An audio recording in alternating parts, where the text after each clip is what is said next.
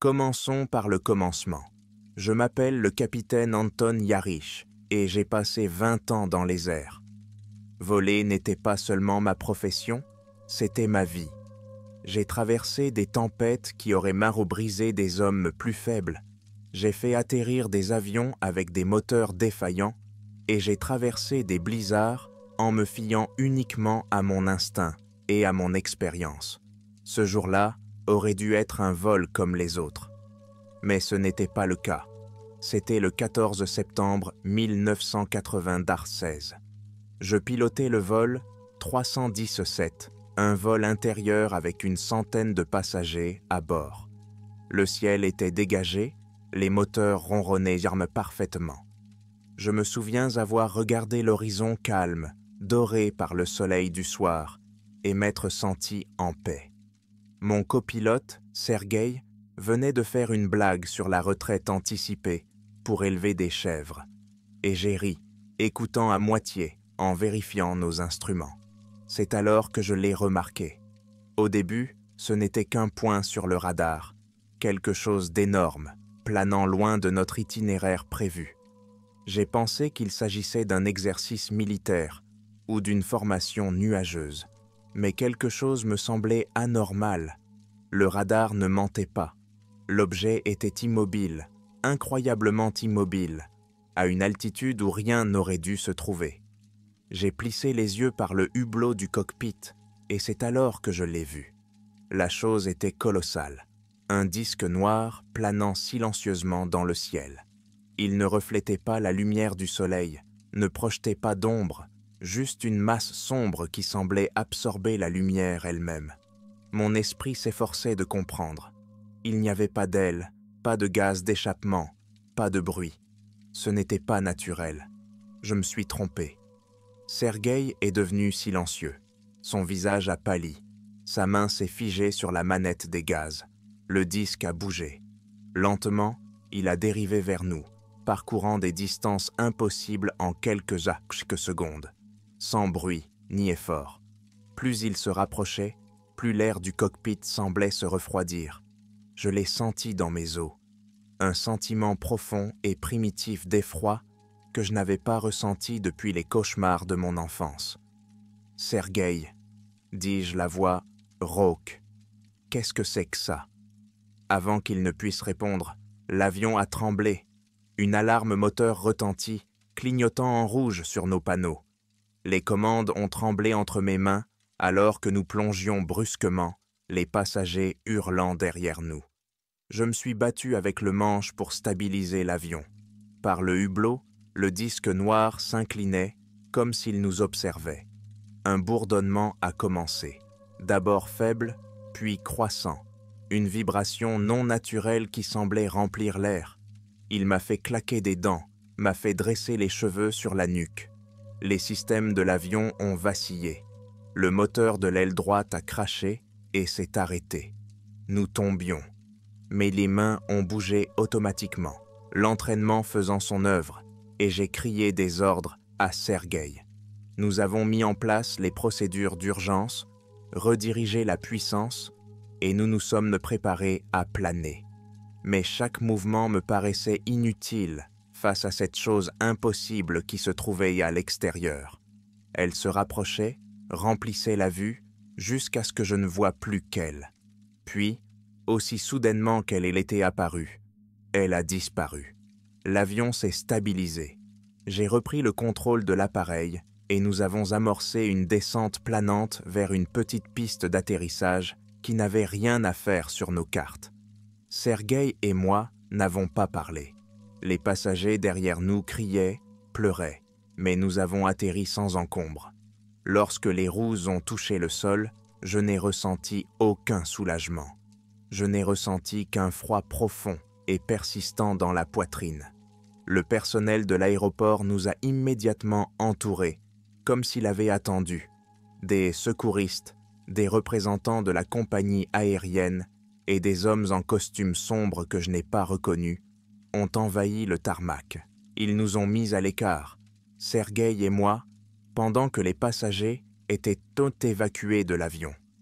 Un homme en noir s'est approché de moi. Il était grand, trop pâle, ses traits étaient anormalement lisses, son costume était parfaitement repassé, et ses lunettes de soleil noires reflétaient tout sauf moi.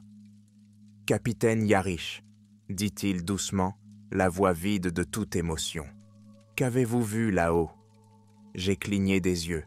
Un vaisseau, quelque chose qui n'était pas humain. L'homme a souri faiblement, comme si j'avais dit quelque chose d'amusant. Vous étiez stressé, capitaine. Vous n'avez rien vu d'inhabituel. Il s'est rapproché de moi et j'ai senti mon estomac se dérober. Il vaut mieux pour tout le monde que vous oubliez ce qui s'est passé. J'ai essayé d'argumenter, mais il s'éloignait déjà, disparaissant dans le chaos du tarmac. Quand je me suis retourné, Sergueï n'était plus là.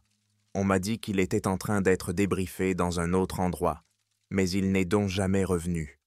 La boîte noire de l'avion a disparu. Mon rapport d'incident a disparu.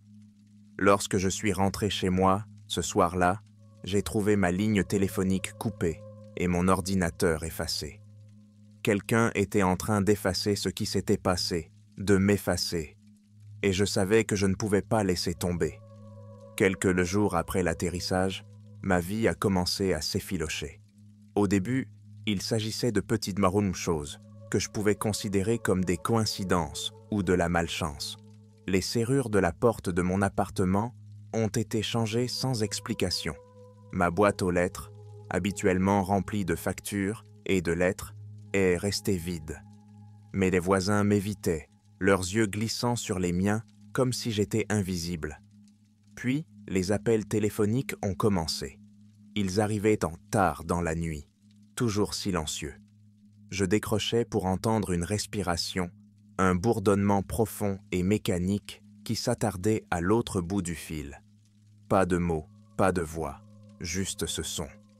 Je raccrochais et la ligne était immédiatement coupée. Chaque nuit, cela revenait, comme une horloge, comme si quelqu'un ou quelque chose me rappelait qu'il me surveillait toujours. J'ai commencé à les voir aussi, les hommes en noir. Ils ne se sont plus jamais approchés de moi, pas comme la première fois. Au lieu de cela, ils se sont attardés à l'arrière-plan de ma vie. Une berline noire garée dans ma rue, les vitres teintées. Une silhouette en costume qui se tient immobile au coin d'une rue, sans regarder quoi que ce soit en particulier. J'ai repéré un homme à l'épicerie, fixant le rayon des fruits et légumes, comme s'il essayait d'imiter un comportement normal. Son costume était impeccable, mais ses mouvements étaient incorrects, trop lisses, trop mécaniques. J'ai essayé de parler de ce qui s'était passé à mes supérieurs de la compagnie aérienne. Je me suis heurté à un silence de pierre et à des murmures étouffés. À un moment donné, un fonctionnaire du Conseil de l'aviation civile est venu me voir. Un homme de forte corpulence qui s'était toujours montré amical par le passé. Mais lorsque j'ai évoqué l'incident, le disque noir, les systèmes défaillants en plein vol, il m'a sèchement coupé la parole. « Capitaine Yarish, dit-il, la voix presque chuchotée. Pour votre bien, laissez tomber, ce n'est pas arrivé. » Je sus alors que j'étais seul. Un soir, on a frappé à ma porte. Il était léger mais insistant, comme si la personne qui se trouvait à l'extérieur savait que j'étais là. J'ai ouvert prudemment, m'attendant à voir l'un de ces hommes en noir au visage pâle. Mais ce n'était pas le cas. C'était une femme. Elle était d'âge moyen, avec des yeux fatigués et des traits abîmés par le temps, serrant un dossier contre sa poitrine. Elle jette un coup d'œil nerveux derrière elle, comme si elle avait été suivie. « Vous êtes Anton Yarish » a-t-elle demandé à voix basse. J'ai hoché lentement la tête, et elle m'a dépassé, pénétrant dans mon appartement avant que je ne puisse réagir. Elle ne s'est pas présentée, ne s'est pas assise. Elle y s'était restée debout au centre de mon salon, le corps légèrement tremblant. « Je sais ce que tu as vu là-haut, » dit-elle enfin, la voix rauque. « Ils ont déjà fait ça à d'autres personnes, des pilotes, des soldats, des chercheurs. Ils ont vu des choses qu'ils n'auraient pas dû voir des choses de qui venaient de l'extérieur. Et maintenant, ils sont partis. « Comment ça, disparu ?» demandai-je. Elle alla découvert le dossier et a jeté une poignée de photos sur ma table basse. Mon sang n'a fait qu'un tour. Il s'agissait de photos de personnes, des pilotes comme moi, dont le visage était entouré d'encre rouge, des hommes et des femmes qui avaient été célébrés pour des atterrissages miraculeux ou des incidents étranges qui avaient failli être fatals. Les coupures de presse sous les photos racontaient le reste de l'histoire. Un pilote héroïque meurt dans l'incendie de sa maison. Un vétéran disparaît sans laisser de traces. L'enquête est interrompue à la suite d'un mystérieux accident de voiture. « Il vous efface, » dit la femme, les mains tremblantes. « Si vous ne restez pas silencieux, ils effacent dans tout. Ton nom, ta famille, ton passé. C'est comme si tu n'avais jamais existé. » Ces mots m'ont frappé comme un coup de poing dans le ventre. Les photos, il y en avait trop pour les ignorer. « Mais pourquoi ?» ai-je demandé. « Qu'est-ce qu'ils cachent ?» Elle a hésité avant de répondre. « Quelque chose de grand. Plus grand que nous. Ces disques noirs, ceux que tu as vus, ne sont pas nouveaux. Ils nous observent depuis longtemps et ils ne veulent pas que quelqu'un le sache. » Pendant qu'elle parlait, j'ai remarqué un changement à ma fenêtre. Une berline noire était garée de l'autre côté de la rue, phares éteints. Dans la faible lumière, je pouvais distinguer 2 silhouettes assises sur le siège avant. Elles observent, attendant. « Ils savent que je suis ici, » dit soudain la femme, la voix pleine de panique. « Je n'aurais pas dû venir. » Elle s'est retournée pour partir, mais alors qu'elle atteignait la porte, elle s'est arrêtée et m'a regardé. Ses yeux étaient creux, vides, comme si elle connaissait déjà son destin. « Soyez prudent, capitaine. Ils viendront pour vous ensuite. » La porte s'est refermée derrière elle et je me suis retrouvé seul. À l'extérieur, le moteur de la berline noire ronronnait. Elle s'est éloignée lentement, disparaissant dans la nuit. Les photographies de la femme trônent sur ma table, preuve silencieuse de ce que je craignais déjà. Ce que j'avais vu là-haut n'était qu'un début. Après cette nuit-là, le silence autour de moi s'est approfondi. Les voitures de noir sont devenues plus fréquentes, garées dans des endroits étranges, toujours à portée de vue, mais jamais assez près pour s'approcher. Les appels téléphoniques ont également changé. Il n'y avait plus de bourdonnement mécanique ou de respiration silencieuse. Maintenant, je pouvais entendre des voix déformées, des chuchotements graves et gutturaux, comme des transmissions brisées filtrant à travers des parasites.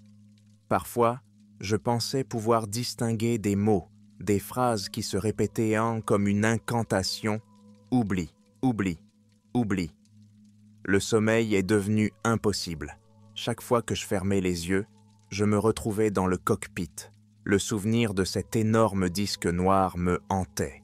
La façon dont il était resté suspendu dans les airs, incroyablement immobile, masquant le soleil. Je me suis souvenu que toutes les lumières, tous les instruments de mon avion s'étaient éteints, ne laissant que ce silence artificiel. Et pourtant, même maintenant, le silence semblait vivant, comme si le souvenir de l'OVNI n'était pas seulement un souvenir, mais quelque chose d'autre, quelque chose à l'intérieur de moi. J'ai commencé à enquêter de mon côté, poussé par un mélange de paranoïa et de désespoir. Le dossier de la femme m'avait donné des noms, des pistes à suivre, des pilotes, des techniciens radars, des contrôleurs aériens qui avaient disparu ou étaient morts dans des circonstances mystérieuses. C'était une piste de chuchotement et de demi-vérité, et chaque pas que je faisais semblait resserrer l'étau autour de moi. J'ai retrouvé l'un des noms figurant dans le dossier de la femme, le commandant Dmitri Kovalov, un opérateur radar à la retraite qui avait travaillé sur une base aérienne militaire au début des années 1970. Je l'ai trouvé dans un village délabré, près de la frontière biélorusse, vivant seul dans une cabane, entouré de barbelés et de projecteurs. Lorsque j'ai frappé à sa porte, il ne l'a ouverte qu'à moitié, me fixant d'un œil injecté de sang. Il m'a dit « Va-t'en », sa voix n'étant guère plus qu'un grognement. « Je suis Anton Yarish », dis-je rapidement en tendant le dossier. « J'ai besoin de votre aide. » Je l'ai vu. Le disque noir. La porte s'est arrêtée de se refermer. « Vous n'auriez pas dû venir », a-t-il marmonné, reculant juste assez pour que je puisse me glisser à l'intérieur. L'intérieur de la cabane était rempli de radios, des centaines. Elles étaient posées sur des tables, des étagères, et même sur le sol, et toutes bourdonnaient doucement, remplissant la pièce d'électricité statique. Kovalov s'est traîné jusqu'à une chaise dans un coin et s'est assis, me fixant du regard, comme si j'avais personnellement apporté le malheur à sa porte. « Vous l'avez vu », dit-il enfin. À quoi ça ressemblait? Je lui ai tout raconté. Le disque noir, le silence, la défaillance de mes instruments. Il a écouté, les mains tremblantes, en allumant une cigarette. « Tu sais ce que tu as vu, mon garçon ?» dit-il en exhalant de la fumée. Ce n'était pas un avion. Il ne venait même pas d'ici. J'en ai suivi un en 72. Il a survolé notre base pendant 6 minutes avant de disparaître sans laisser de traces. Savez-vous ce qui s'est passé ensuite? J'ai secoué la tête. Ils sont venus. Les hommes en noir. Ils ont pris mon équipage, un par un. Certains ont été renvoyés, réaffectés à des stations éloignées. Les autres, disons qu'ils n'ont pas fait d'enterrement à ciel ouvert. Ils nous ont effacés. J'ai eu de la chance de m'en sortir. Sa voix était devenue un murmure, et il a jeté un coup d'œil aux radios autour de nous. Il n'aime pas qu'on en parle, mais j'ai appris à écouter. Les parasites ne sont pas aléatoires. Kovalev tourne l'un des cadrans de la radio la plus proche. Lentement, les parasites se transformèrent en quelque chose d'autre, quelque chose d'anormal.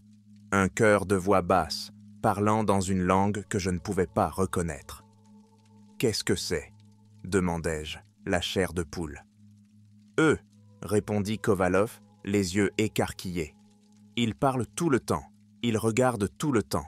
Ils savent que tu les as vus, et ils viennent pour toi. » J'ai quitté sa cabane, ébranlé jusqu'à la moelle.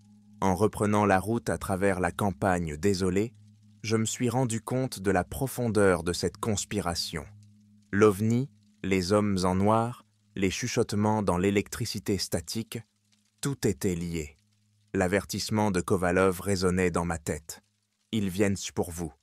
Cette nuit-là, mon appartement a été cambriolé. En rentrant chez moi, j'ai trouvé ma porte d'entrée entr'ouverte et mes affaires saccagées. Tous les tiroirs avaient été sortis, toutes les armoires vidées, les photos, le dossier que la femme m'avait remis, tout avait disparu. À leur place, un seul objet, une enveloppe noire laissée sur la table de ma cuisine. À l'intérieur se trouvait une note tapée en lettres froides. « Oubliez ce que vous avez vu. Dernier avertissement. » Mes mains ont tremblé lorsque j'ai froissé la note. J'ai su alors que je ne pouvais pas m'arrêter, que je ne pouvais pas reculer. Il voulait que j'oublie, que j'enterre la vérité comme il l'avait mis de fait avec tant d'autres. Mais je ne pouvais pas laisser tomber. Ce qui se cachait derrière ces disques noirs, cette force que servaient les hommes en noir, c'était plus grand que moi, plus grand que n'importe lequel d'entre nous, et je devais l'exposer. La note était un avertissement, mais je savais que c'était plus que cela. C'était une promesse. Oublier n'était plus une option. J'en avais trop vu, et il le savait, Anne. Je me suis assise dans mon appartement, entouré des restes brisés de mes affaires, et j'ai écouté. Il n'y avait pas de bruit dans la rue, pas de ronflement des lignes électriques, pas de craquement des mouvements de mes voisins. Il n'y avait que le silence, un vide artificiel qui me donnait la chair de poule. C'était le même silence que j'avais entendu dans le cockpit avant l'apparition de l'OVNI. Je ne pouvais pas rester ici. J'ai pris le peu qu'il me restait, un petit enregistreur, un peu d'argent et ma veste de vol, et j'ai pris la route. Je ne savais pas où j'allais, seulement que je devais partir. Si je restais, il me retrouverait. Et cette fois, il n'y aurait pas de mots. J'ai pris la direction de l'Est, mes phares traversant la campagne sombre. Mes pensées étaient un enchevêtrement de peur et de désespoir. Dans quoi étais-je tombé? Qui ou quoi étaient ces hommes, en noir? J'ai repensé aux paroles de Kovalov. Il nous observe toujours. J'ai éteint la radio, craignant d'entendre quelque chose dans les parasites, et je me suis concentré sur la route. Les heures ont passé. Je ne me suis pas arrêté. La jauge d'essence descendait de plus en plus bas, jusqu'à ce que je sois obligé de m'arrêter dans une station-service. L'endroit était désert.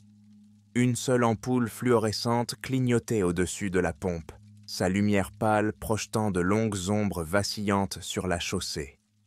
J'ai fait le plein en tremblant et je suis entré pour payer. Le caissier n'a pas levé les yeux lorsque je suis entré. Il se tenait derrière le comptoir, fixant le mur comme s'il était hypnotisé. « Vous avez besoin de quelque chose ?» ai-je demandé, mais il n'a pas répondu. Puis, lentement, il s'est retourné. Son visage était pâle, trop pâle, comme s'il avait été vidé de son sang. Ses yeux étaient lampés des puits noirs, vides de vie. Je me suis figé lorsqu'il a ouvert la bouche et que, du fond de sa gorge, est sorti un son qui n'était pas humain. C'était le même bourdonnement grave et guttural que j'avais entendu au téléphone, déformé et creux, comme s'il venait d'un autre monde. Oublié, j'ai trébuché en arrière, renversant un présentoir de journaux. Le caissier a fait un pas vers moi. Ses mouvements étaient raides et peu naturels, comme s'il était une marionnette guidée par des ficelles invisibles. Je me suis retourné et j'ai couru, le son de sa voix me suivant dans la nuit. J'ai sauté dans ma voiture et je suis parti, les pneus crissant contre l'asphalte. En conduisant, j'ai regardé dans le rétroviseur et j'ai vu le caissier debout dans l'embrasure de la porte, me fixant, ses yeux noirs reflétant la lumière vacillante. Il y en avait partout. À l'aube, j'ai atteint le vieil aérodrome situé à l'extérieur de la ville. L'endroit était abandonné depuis des années, les pistes craquelaient et envahies par la végétation. Mais je savais que c'était le seul endroit où il ne me chercherait pour ne pas, du moins pas encore. J'ai garé la voiture dans un hangar rouillé et je suis monté dans le cockpit d'un vieil avion cargo désaffecté. Là, entouré de l'odeur familière de l'huile et du métal, j'ai ressenti un étrange sentiment de calme. Le bourdonnement du silence avait disparu, remplacé par le murmure du vent contre les parois. J'ai sorti mon enregistreur et j'ai appuyé sur le bouton rouge. « Ici Anton Yarich », dis-je, la voix tremblante.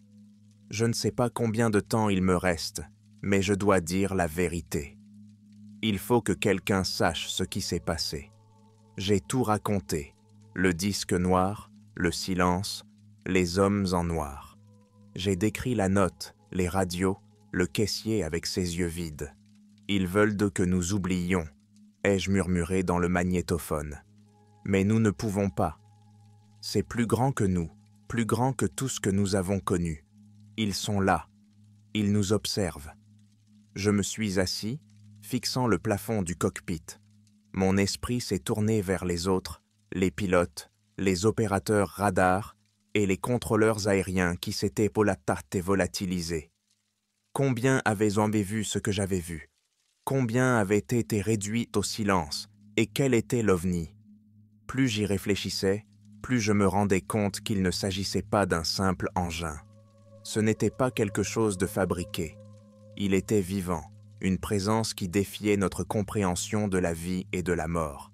Et les hommes en noir n'étaient pas humains. Ils étaient ses messagers, ses serviteurs. Un bruit soudain me sortit de mes pensées. Des pas lents et délibérés qui résonnaient dans le hangar. Mon cœur s'est arrêté. J'ai attrapé l'enregistreur et l'ai mis dans ma poche. Puis, j'ai rampé jusqu'au bord du cockpit et j'ai jeté un coup d'œil à l'extérieur. 3 silhouettes se tenaient dans l'embrasure du hangar, se découpant sur la lumière du matin. Des combinaisons noires, des chapeaux noirs, Des hommes en noir. Ils n'ont pas bougé. Ils sont restés là, à observer. Ils attendaient. Je me suis glissé dans le cockpit, essayant de stabiliser ma respiration. Je ne pouvais pas rester ici. Je devais sortir. Mais alors que je me retournais pour sortir de l'avion, je me suis figé. Une ombre s'est déplacée sur le pare-brise, grande, mince et anormalement immobile. Je me suis retourné lentement, mon sang se glaçant. Un homme en costume noir se tenait sur l'aile de l'avion. Son visage était sans traits, lisse et pâle comme de la porcelaine. Lorsqu'il pencha la tête, je me rendis compte qu'il ne portait pas de chapeau. Son crâne était allongé, son cuir chevelu gris et glabre. Il a levé une main et a appuyé sa paume sur le verre. Du bout des doigts, le verre a commencé à se fissurer, s'étendant vers l'extérieur comme une toile d'araignée. Oublié. Le mot a résonné dans mon esprit comme une cloche. Ma tête battait la chamade. Ma vision se brouilla. Je suis retombé sur le siège, me serrant les tempes, alors que le monde autour de moi semblait se fracturer. Je n'ai pas pu tenir. L'enregistreur est tombé de ma poche et a heurté le sol dans un bruit sourd. Je l'ai attrapé, mais ma main n'a pas bougé. Mon corps était lourd, paralysé. La dernière chose que j'ai vue avant que tout ne devienne noir, c'est le visage pâle et sans traits de l'homme qui me fixait à travers la vitre fissurée. Lorsque je me suis réveillé, j'étais dans un lit d'hôpital. La chambre était claire, stérile et vide. Une intraveineuse coulait dans mon bras et un moniteur émettait un léger bip à côté de moi. Je me suis redressé, la tête me tournant. Comment en étais-je arrivé là? Un médecin est entré dans la pièce, souriant chaleureusement. « Bonjour, monsieur Yarish, » dit-il. « Vous avez eu une sacrée frayeur. On vous a trouvé sur un ancien aérodrome, inconscient. Déshydratation, épuisement, vous avez de la chance d'être en vie. » Je l'ai regardé fixement, l'esprit en ébullition. Les hommes en noir. Il a froncé les sourcils. Les hommes en noir? Vous avez dû rêver. Tu étais seul quand ils t'ont trouvé. Non, j'ai murmuré. C'était réel, le disque noir, l'OVNI. Le médecin m'a tapoté doucement l'épaule. Vous avez subi beaucoup de stress. Reposez-vous maintenant. Tout ira bien. Alors qu'il s'apprêtait à partir, j'ai remarqué quelque chose d'étrange. Son ombre.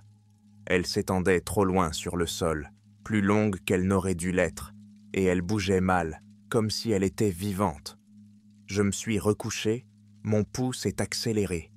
À l'extérieur de la fenêtre, le ciel était clair et bleu, mais pendant un bref instant, j'ai cru voir quelque chose, une forme sombre planant à l'horizon.